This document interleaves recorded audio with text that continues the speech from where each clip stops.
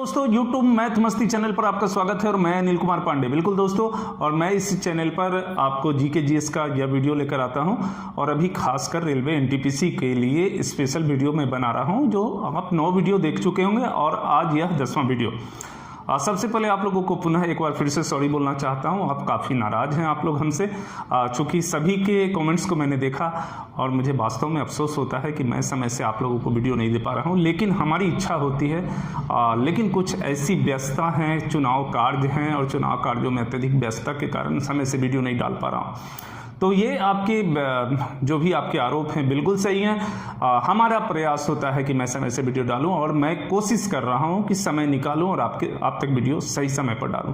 तो चलिए हम लोग है सो आज देखते हैं कि आज क्या क्या हम लोग करेंगे। और सबसे पहला जो हमारा आज का टॉपिक होगा वह है एशियाई खेल। बिल्कुल आपको स्टूडेंट्स हम यहाँ बताना चाहेंगे कि खेलों से जुड़े हुए एशियाई खेल और खेलों से जुड़े हुए तथ्य और इससे जुड़े हुए प्रश्न आपको एशियाई खेल, इससे जुड़े हुए प्रश्न आपको काफ़ी पूछे जाएंगे। अभी आपको एशियाई खेल है, ओलंपिक खेल है, उसके बाद आपको क्रिकेट के विश्व कप भी क्रिकेट आपके सामने होंगे। जब भी परीक्षाएं रहेंगी तभी वो सभी आपके सामने रहेंगे और उससे जुड़े हुए प्रश्न आपको पूरे तरीके से आएंगे, इसलिए इसको कवर करना है। एशियाई खेलों के कुछ महत्वपूर्ण प्रश्न जो होते हैं पूछे जाएंगे, वो सभी हैं ही। आपको ओलंपिक का भी मैं एक दिन लेकर आ रहा हूँ और फिर विश्व कप क्रिकेट, बिल्कुल वो तो एकदम आपको सटीक पूरे तरीके से प्रश्न आएंगे। तो चलिए, और दूसरा टॉपिक हमारा होगा वह है परंपरागत प्रश्न।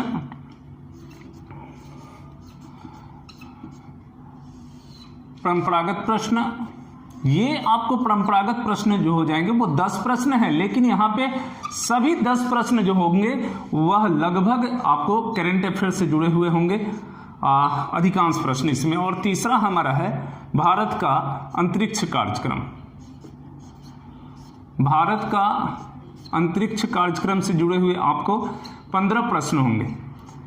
अंतरिक्ष कार्यक्रम और इससे जुड़े हुए 15 प्रश्न हैं, तो सभी महत्वपूर्ण हैं, इसलिए ये आपको अंतरिक्ष कार्यक्रम से तो 1-2 प्रश्न आपको होने ही होने हैं। और मैं प्रयास करूंगा कि इधर के दिनों में आपको सिलेबस के अनुसार मैं पढ़ा भी रहा हूं, सिलेबस से लेके आप अगर देख सकते हैं यहाँ पे, तो ये जो आपको है इसमें करंट अफेयर्स आ रहे हैं। परंपरागत प्रश्न में जो आप प्रश्न में जाएंगे तो देखेंगे और आप प्रश्न को देखने के बाद आप समझ सकते हैं कि कितने इंपॉर्टेंट सभी प्रश्न उसमें होंगे। ये अंतरिक्ष कार्यक्रम से जुड़े हुए प्रश्न आने ही आने हैं, तो आप इसको भी देखेंगे। और खेल तो आपके महत्वपूर्ण है, तो जो भी कुछ मैं ला रहा हूं आपके सिलेबस से लेकर आ रहा हूं। तो चलिए हम लोग आगे बढ़ते हैं। तो चलिए, जैसा कि आप देख रहे हैं एशियाई खेल, सबसे पहले एशियाई खेल को हम लोग समझें। चूंकि एशियाई खेल की शुरुआत आपको 1951 में हमारे भारत से ही, नई दिल्ली से इसकी शुरुआत की गई थी। और ये एशियाई खेल की कल्पना, जो इस तरीके का खेल हो जिसमें एशिया के सभी देश सम्मिलित हों। और सबसे बड़ा खेल एक प्रतियोगिता नहीं होता, बहुत सारी हमारी संस्कृति उन सभी देशों तक जाती है जो देश इसमें सम्मिलित होते हैं और वहां की संस्कृतियों को हम लोग जानते हैं। खेल तो एक हमारी आपसी सद्भाव, अच्छे विचार का आदान प्रदान उन खेलों के माध्यम से होता है। तो फिर ये विचारधारा सबसे पहले है प्रोफेसर जीडी सोंधी, आप बोर्ड पे देख रहे होंगे, जीडी सोंधी जी के द्वारा यह दिया गया था और उनके द्वारा यह कल्पना की गई थी, एशियाई खेलों की कल्पना। और भारत में, जैसा कि आप एशियाई खेल जानते हैं कि ओलंपिक खेल, एशियाई खेल, इस तरीके के खेल 4 सालों में एक बार उनका आयोजन किया जाता है और इसमें केवल एशियाई देश के खिलाड़ी ही भाग ले सकते हैं आपको एशियाई खेल में। ये महत्वपूर्ण बातें हैं। और इसमें आपको जो सबसे महत्वपूर्ण, जो प्रथम स्थान पे जो व्यक्ति आते हैं उनको स्वर्ण पदक दिया जाता है, द्वितीय स्थान पर आते हैं उन्हें रजत पदक दिया जाता है और तृतीय स्थान के लिए कांस्य पदक पुरस्कार दिए जाते हैं। मैंने एशियाई खेलों को यहाँ पर बोर्ड पर आपको है सो बिंदुवार उसको बताने का प्रयास किया और बहुत ही सारे महत्वपूर्ण बिंदुओं को यहाँ पर लाया। वो जो फालतू बिना मतलब के बात है, चूंकि एशियाई खेल अब तक काफी एशियाई खेल हो चुके हैं, तो इसलिए वो जो हमारे भारत से जुड़ा हुआ तथ्य है और जो बहुत ही महत्वपूर्ण है, मैं उन चीजों को लेकर आया हूं। तो पहला आप देख सकते हैं यहाँ पे कि भारत में अब तक 2 एशियाई खेलों का आयोजन हुआ है। बिल्कुल, एक 1991 में जो पहला एशियाई खेल था और हमारे भारत देश से ही शुरुआत हुआ था वो, और दूसरा 1982 में 82 में आपको नई दिल्ली में आपको दोनों खेल के आयोजन हुए हैं। तो 1951, 1951 में और फिर 1982 में, ये दोनों को आप याद कर लीजिएगा, और दोनों है सो आपको दिल्ली में हुए थे।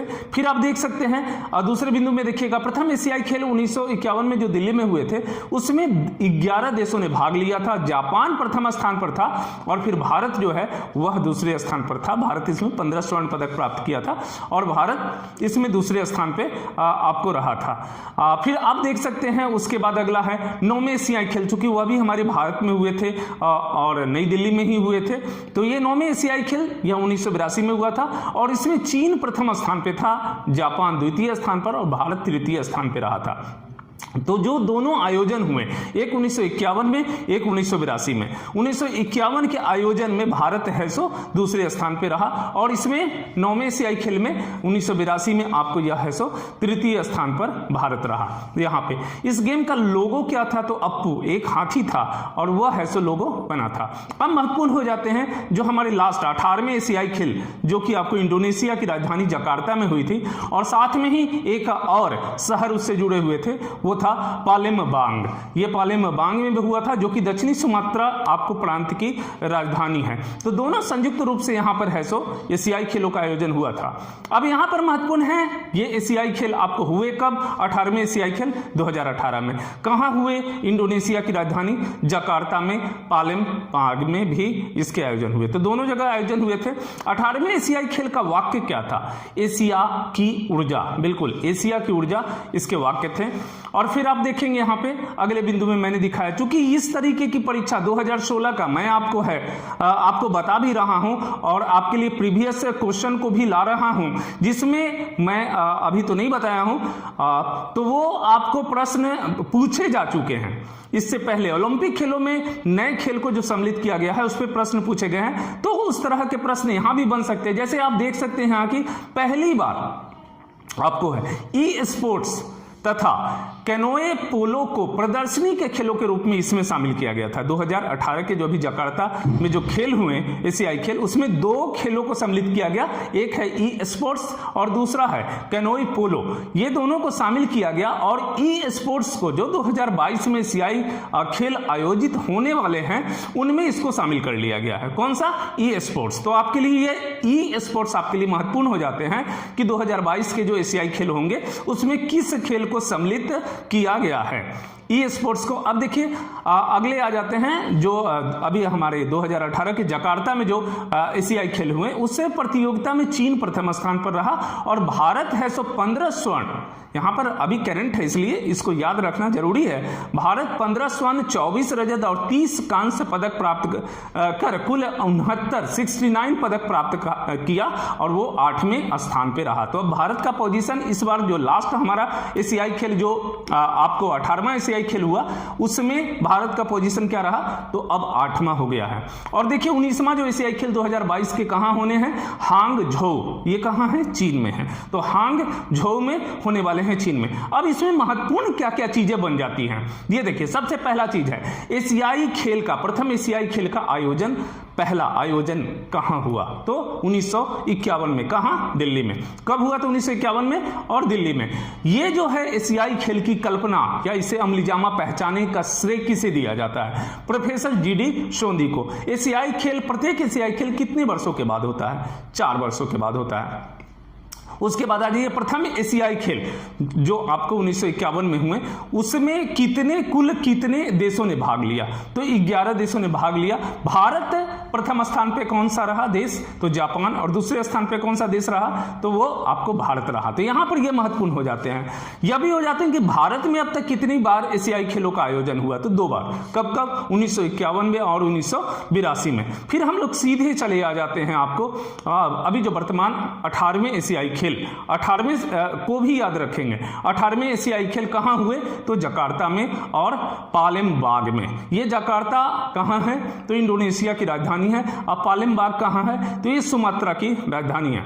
अब जावा सुमात्रा के नाम सुने होंगे, तो सुमात्रा की राजधानी है। ये महत्वपूर्ण आपको प्रश्न यहां से बन रहे हैं। अगले प्रश्न बड़े ही महत्वपूर्ण ये बनते हैं कि आपको 2022 का जो 19वां एशियाई खेल है वह कहां आयोजित किया जाएगा, तो बिल्कुल हांगझोउ में। हांगझोउ में, और हांगझोउ कहाँ है, चीन में है आपको। फिर एक महत्वपूर्ण, भारत जो है इस जकार्ता जो अभी आपको 18वां एशियाई खेल हुआ उसमें किस स्थान पे रहा और कितने स्वर्ण पदक जीते। तो 8वें स्थान पे रहा, स्वर्ण पदक कितने जीते, 15 स्वर्ण पदक जीते। फिर एक और प्रश्न है कि 2022 के एशियाई खेलों में किस खेल को सम्मिलित किया जाएगा, ई स्पोर्ट्स को, बिल्कुल ई स्पोर्ट्स को। तो चलिए हम लोग अगले टॉपिक की ओर बढ़ते हैं। सभी उन नए स्टूडेंट्स को जो मुझे आज पहली बार देख रहे हैं या फिर मेरे विषय में एक नई पहचान जान रहे हैं, तो फिर मैं बताना चाहता हूं, क्योंकि मेरे टी शर्ट को आप देख रहे होंगे और टी शर्ट में कुछ लिखे हुए हैं, बिल्कुल अनअकैडमी लिखे हुए हैं। तो जैसा कि बहुत सारे लोगों को जो पुराने स्टूडेंट्स हैं वो जानते हैं कि मैं अनअकैडमी का वेरीफाइड एजुकेटर हूँ। वहाँ पर बहुत सारे आपके लिए NTPC रेलवे के लिए बहुत सारे वहाँ कोर्स को मैंने बना रखा है और प्रतिदिन वहाँ पर बहुत सारे लेसन को डाल रहा हूँ जो बहुत ही आपके लिए उपयोगी हैं और काफ़ी आप लोग उसके तारीफ भी करते हैं। तो बिल्कुल आप सभी स्टूडेंट्स जो नए स्टूडेंट्स हैं, नहीं जानते अनअकैडमी को, तो वहां पर जाएं। सबसे पहला काम करें, प्ले स्टोर में जाएं। प्ले स्टोर में अनअकैडमी लर्नर लिखेंगे, अनअकैडमी लर्नर लिखेंगे तो वो एप्लीकेशन आपको इंस्टॉल हो जाएगा। इंस्टॉल आप करने के बाद वहां सर्च में जाकर अनिल कुमार पांडे, बिल्कुल मेरे नाम को लिखेंगे तो आपको यहां बोर्ड पे ये आपको दिख जाएंगे वहां पे। और सबसे पहला काम करेंगे, जो हरे बटन है, फॉलो बटन है, उसको आप प्रेस कर देंगे, दबा देंगे और उसके बाद वहां मेरे बहुत सारे वहां पे कोर्स NTPC रेलवे एग्जाम के लिए आपको मिलेंगे और आपकी तैयारी के लिए काफी वहां पे लाभप्रद है। वैसे मैं एक चीज यहां पर यह भी बता दूं कि मैं आपके डिस्क्रिप्शन में उस संदर्भ में लिंक भी डाल रहा हूं, उसके द्वारा भी आप वहां पे इंस्टॉल कर सकते हैं और उसका लाभ अपनी तैयारी में भरपूर लाभ उठाइए। तो चलिए हम लोग आगे बढ़ते हैं। तो चलिए यहाँ पे स्टूडेंट्स हम लोग आगे बढ़ते हैं और जैसा कि मैं यहाँ पे आपको बता रहा हूँ, और ये हम लोग 10 प्रश्नों को लेकर आए हैं और मैक्सिमम प्रश्न आपको इसमें करंट अफेयर से जुड़े होंगे। तो जैसा देख रहे हैं आप बोर्ड पे, पहला प्रश्न है, अभी हाल में सुभाष चंद्र गर्ग भारत के किस महत्वपूर्ण पद का दायित्व संभाले हैं।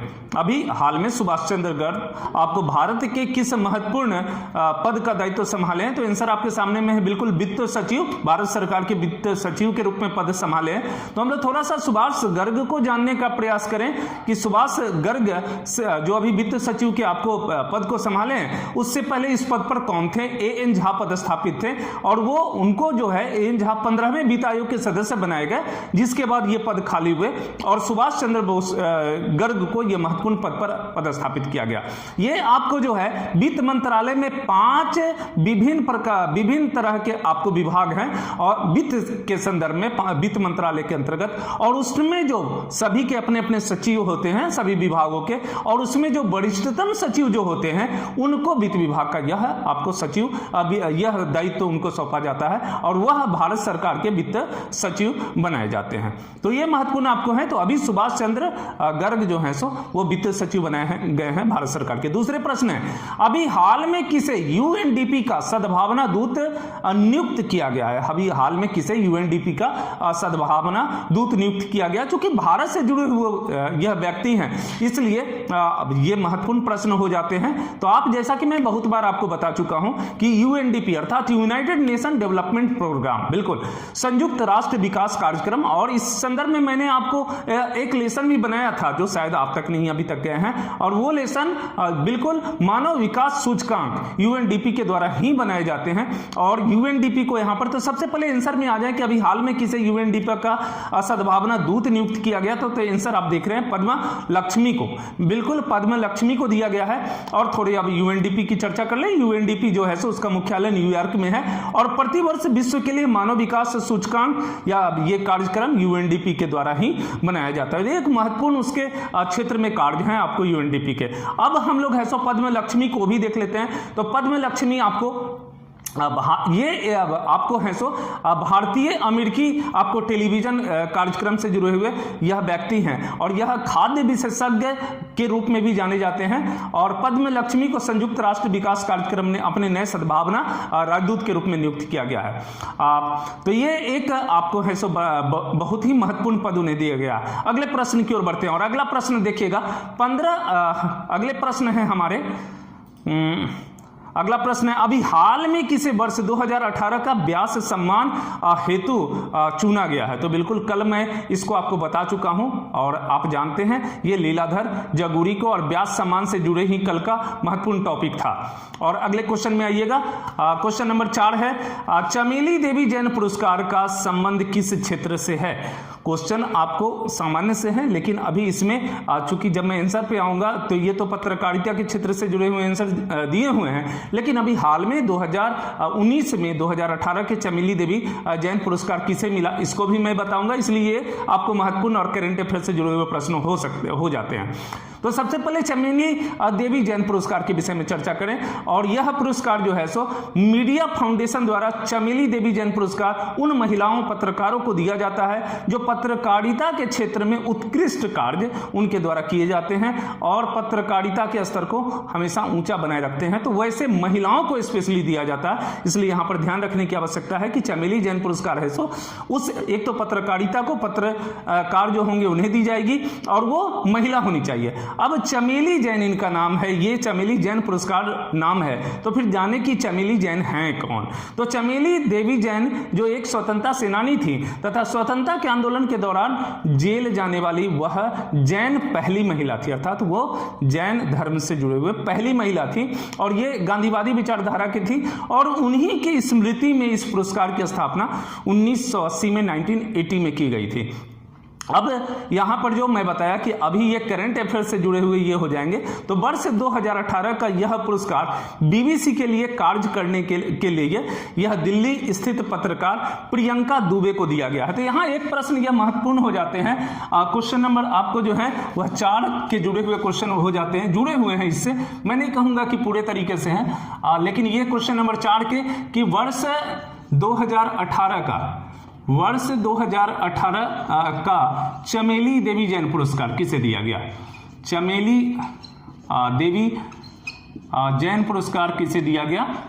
चमेली देवी जैन पुरस्कार किसे दिया गया? 2018 का चमेली देवी जैन पुरस्कार किसे दिया गया?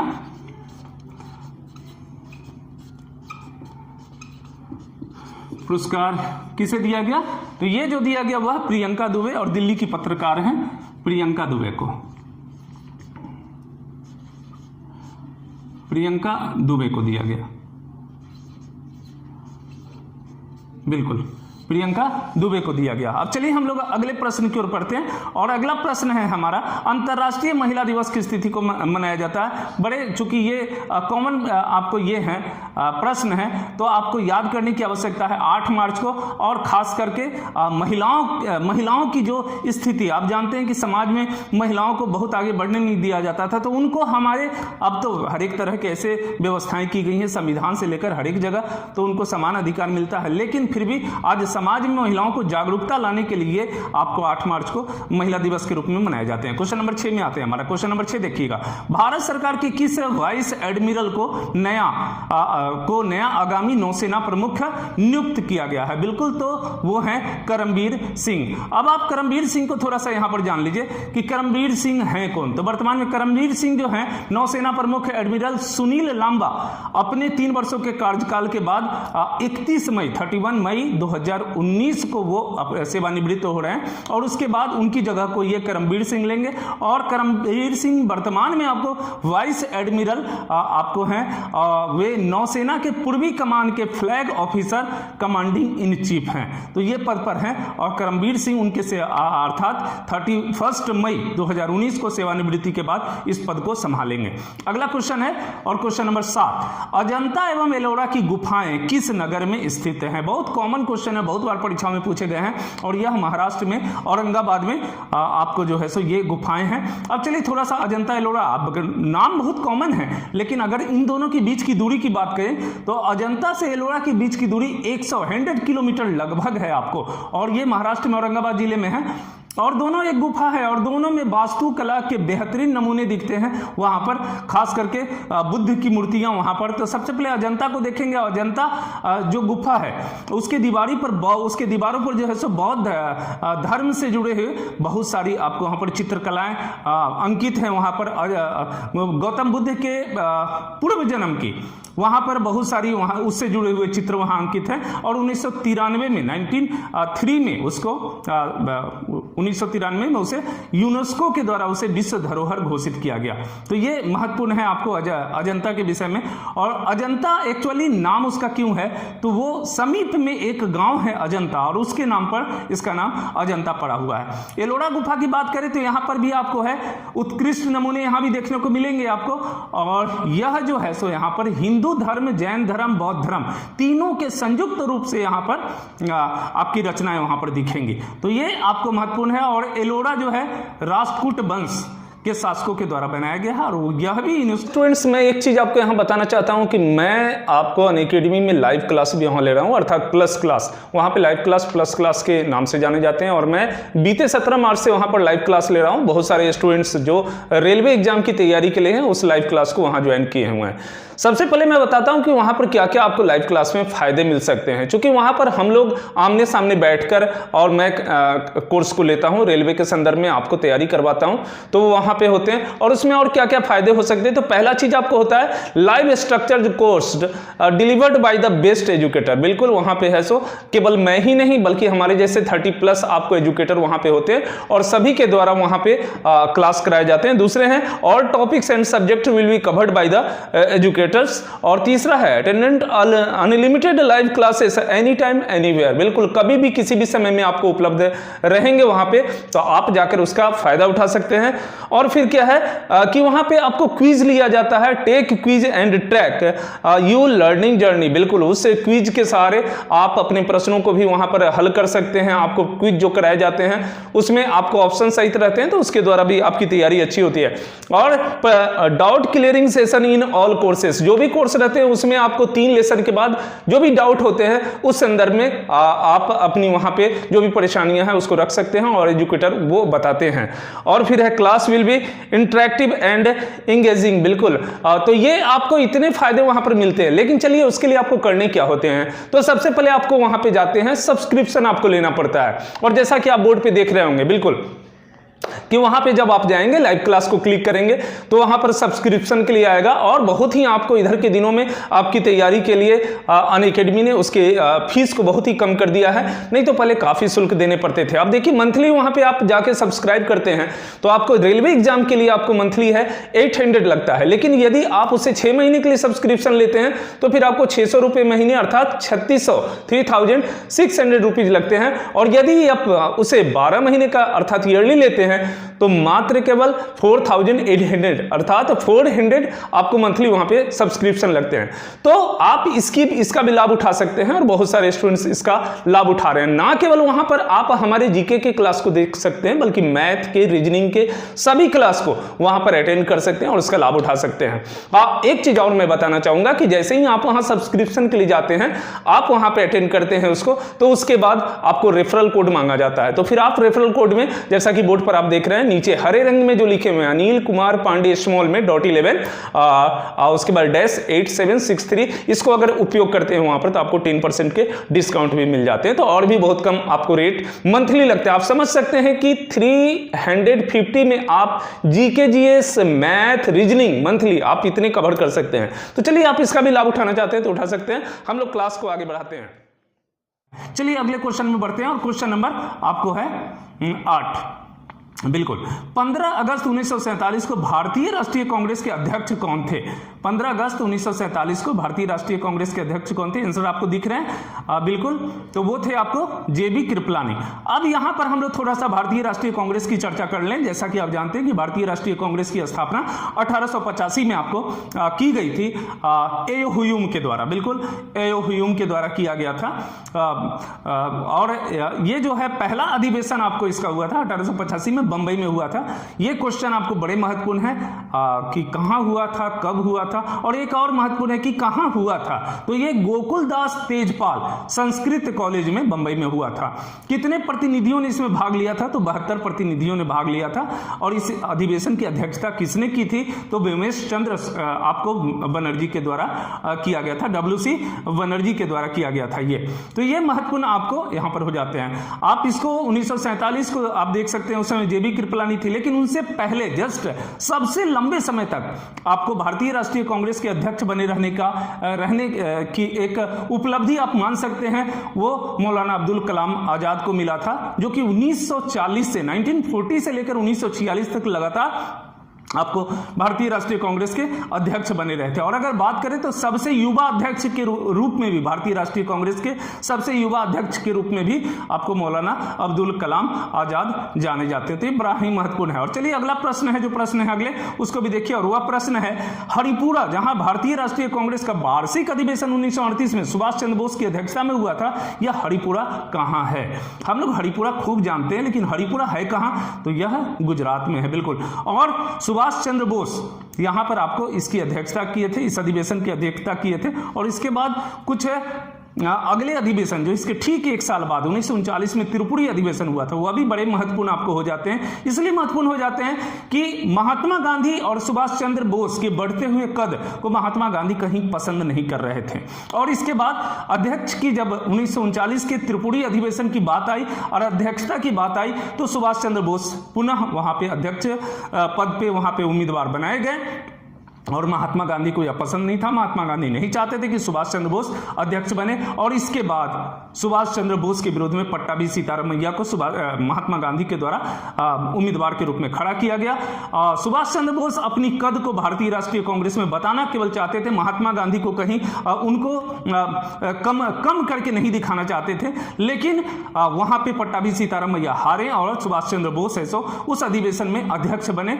और यह एक बहुत बड़ी उपलब्धि थी। और बाद में उनकी तबीयत खराब हो जाने की वजह से सुभाष चंद्र बोस इस्तीफा देकर अलग होकर फॉरवर्ड ब्लॉक की स्थापना किए थे। तो सुभाष चंद्र बोस एक बहुत बड़े व्यक्तित्व आपको उस समय में थे। चलिए हम लोग अगले प्रश्न में आते हैं, और अगला प्रश्न है क्वेश्चन नंबर 10। लोसांग उत्सव किस राज्य में मनाया जाता है? बिल्कुल, लोसांग उत्सव सिक्किम राज्य में मनाया जाता है, लोसांग उत्सव। तो चलिए हम लोग अगले टॉपिक पर बढ़ते हैं।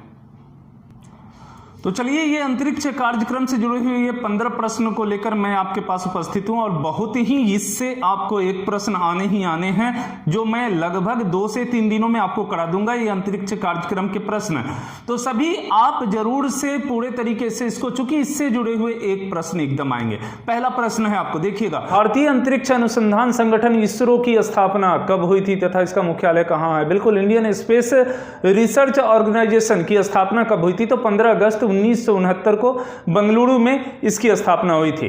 क्वेश्चन नंबर 2, अंतरिक्ष विभाग एवं अंतरिक्ष आयोग की स्थापना कब की गई थी? अंतरिक्ष विभाग एवं अंतरिक्ष आयोग की स्थापना कब की गई थी? तो ये 1972 ईस्वी में आपको किए गए थे। क्वेश्चन नंबर 3, विदेशी भूमि से छोड़ा गया भारत का पहला वैज्ञानिक उपग्रह कौन सा था? बड़े महत्वपूर्ण प्रश्न हैं, बहुत बार परीक्षाओं में पूछे गए हैं। ये विदेशी भूमि से छोड़ा गया ये भारत का पहला वैज्ञानिक उपग्रह कौन सा था? तो ये आर्यभट्ट, और 19 अप्रैल 1975 को आपको ये सोवियत संघ के द्वारा छोड़े गए थे।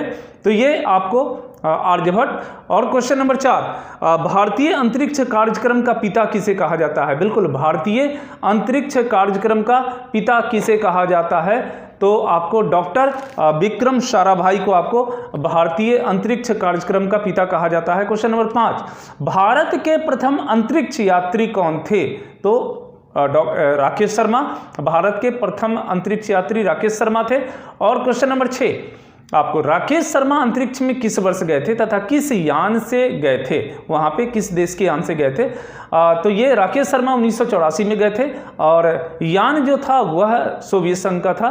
और राकेश शर्मा उस समय में भारत की प्रधानमंत्री श्रीमती इंदिरा गांधी थी, और जब ही वो अंतरिक्ष में गए थे तो इंदिरा गांधी उनसे डायरेक्ट उस समय में उनसे सैटेलाइट के माध्यम से बात की थी, और वहां पर पूछी थी कि हमारा भारत देश कैसा लगता है? तो राकेश शर्मा का एक ही कथन था, सारे जहां से अच्छा हिंदुस्तान हमारा।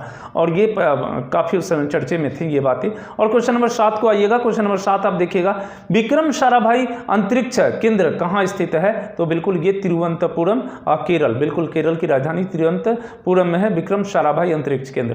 क्वेश्चन नंबर 8 में आइएगा, भारत का उपग्रह प्रक्षेपण केंद्र कहाँ स्थित है? यहाँ से उपग्रह को प्रक्षेपित किया जाता है, ये कहाँ है? तो श्रीहरिकोटा। श्रीहरिकोटा कहाँ है? आंध्र प्रदेश में। और क्वेश्चन नंबर 9, आंध्र प्रदेश स्थित श्रीहरिकोटा स्पेस सेंटर का परिवर्तित नाम क्या है?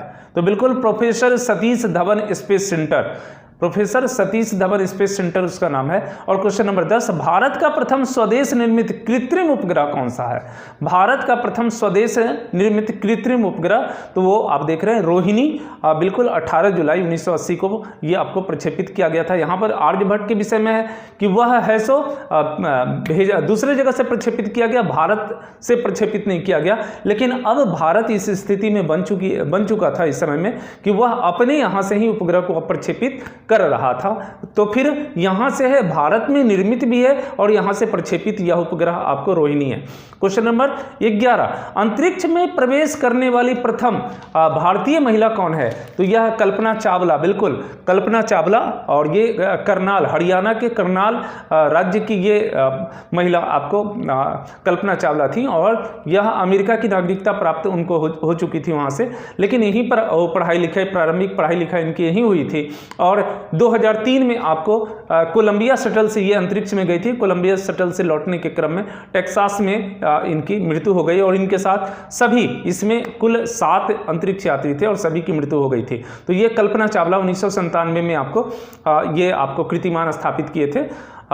उसके बाद क्वेश्चन नंबर 12, अंतरिक्ष में प्रवेश करने वाली दूसरी भारतीय महिला, बिल्कुल दूसरी भारतीय महिला सुनीता विलियम्स 2007 में अंतरिक्ष में गई थी। लेकिन ये आपको इनकी जन्म भी आपको वहीं अमेरिका में ही हुई थी और उसके बाद इनके सभी परिवार के लोग वहीं रहते थे। लेकिन ये आपको गुजरात अहमदाबाद से इनका है सो ताल्लुकात था, इसलिए भारतीय कहने का हम लोग है सो भारतीय कह सकते हैं इनको। तो सुनीता विलियम्स दूसरी भारतीय महिला थी। और फिर क्वेश्चन नंबर 13, अंतरिक्ष में सबसे अधिक समय तक रहने वाली आपको विश्व की महिला कौन सी है सबसे लंबे समय तक? तो वह भी सुनीता विलियम्स है, 195 दिन तक वहां पे अंतरिक्ष में रही थी। क्वेश्चन नंबर 14, भारत का प्रथम संचार उपग्रह कौन सा है? तो भारत का प्रथम संचार उपग्रह एप्पल है। और 15, भारत का प्रथम मौसम उपग्रह कौन सा है? तो मेटसैट, बिल्कुल।